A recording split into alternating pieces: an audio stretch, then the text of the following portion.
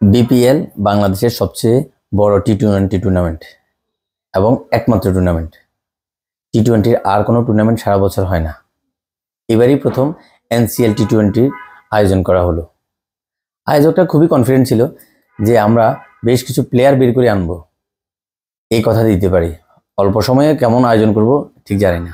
তো যাই হোক, 11 ডিসেম্বর আজকে সিলেট আর ঢাকা বিভাগের যে খেলাটা হলো সেটা নিয়ে কথা বলতে বসলাম। তবে তার আগে একটা ভালো খবর দিই, তামিম ইকবাল খেলায় ফিরেছে। আজকে তামিম ইকবাল চট্টগ্রামের হয়ে খেলেছে, যদিও তেমন ভালো করতে পারেনি। 10 বলে 13 রান করে বোল্ড আউট হয়ে যায়। যাই হোক, 7 মাসের একটা গ্যাপ, হয়তো সে কারণে হতে পারে, হয়তো পরবর্তী ম্যাচগুলো ভালো খেলতে পারে। তবে আজকে কথা বলবো জিসান আলমকে নিয়ে।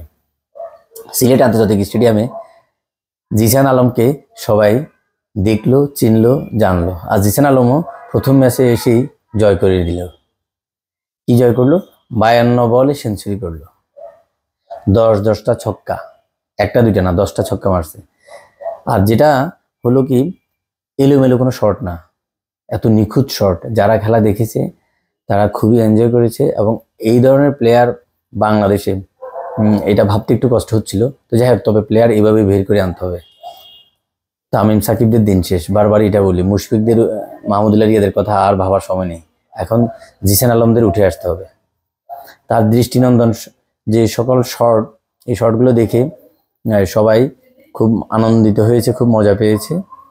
আর সবাই ধরে নিয়েছে ঢাকার বিপক্ষে সিলেট জিতবে, তাতে কোনো সন্দেহ নেই। কারণ সিলেট সর্বসাকুল্যে 205 রান করেছে 4 উইকেটে। আর ঢাকা যখন ব্যাটিংয়ে আসলো তখন এই 10টা ছক্কার এগেনস্টে আরিফুল ইসলাম 8টা ছক্কা মারল। 46 বলে 94 রান। শেয়ানে লড়াই। এটাই হচ্ছে খেলা। খেলা হতে হবে এমন। ইন্ডিয়ার দিকে তাকালে আমরা দেখি ইন্ডিয়ার প্লেয়াররা একটা থেকে একটা, ওর রেকর্ড ভাঙে, ওর রেকর্ড ভাঙে, এমন হইতে হবে। এরপরও মজাটা শেষ হয়নি। মজা হলো কোথায়? লাস্ট বলে 5 রান দরকার, সেই ম্যাজিক্যাল বলে শুভাগত হোম ছক্কা মেরে দিয়ে ঢাকাকে জিতিয়ে নিল। আর তার সাথে সাথে জিসান আলমের সেই অসাধারণ সেঞ্চুরিটা ম্লান হয়ে গেল। তবে আমি বলবো এই ধরনের কম্পিটিটিভ খেলা হতে হবে। 205 রানের এগেনস্টে ওরা যেভাবে ব্যাট করলো, হারার আগে হেরে যায়নি। বাংলাদেশ যেটা করে, এই ধরনের বড় কোনো স্কোর হলে মোটামুটি প্রথমেই নেমে 4-5টা উইকেট থাকে না। তবে ঢাকা বিভাগ সেটা করেনি। আরিফুল ইসলাম এই তরুণ প্লেয়ার অসাধারণ করেছে। ও 8টা ছক্কা মেরেছে আর জিসান আলম 10টা ছক্কা মেরেছে।